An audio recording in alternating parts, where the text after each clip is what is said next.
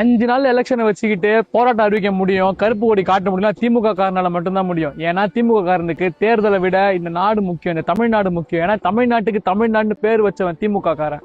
தனி நாடு கேட்டு போராடினவன் திமுக காரன். அதுக்கப்புறம் மாநில சுயாட்சி கேட்டு போராடணும், அதுக்கப்புறம் மாநில உரிமைக்காக போராடணும், அதுக்கப்புறம் மாநில நிதி பகிர்வுக்காக போராடணும். இப்போ இந்த மாநிலத்தினுடைய அதிகாரம் கையை விட்டு போகக்கூடாதுன்றதுக்காக போராடுறோம்.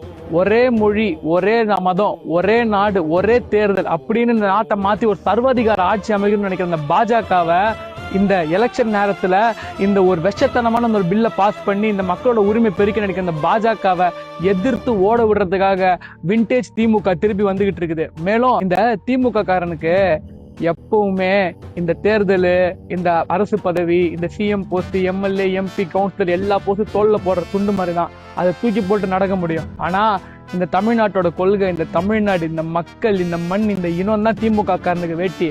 அதை எப்பவுமே விட்டு கொடுக்க மாட்டோம். ஜெயிக்கிறோமோ தோக்குறோமோ முதல்ல சண்டை செய்யறோம்.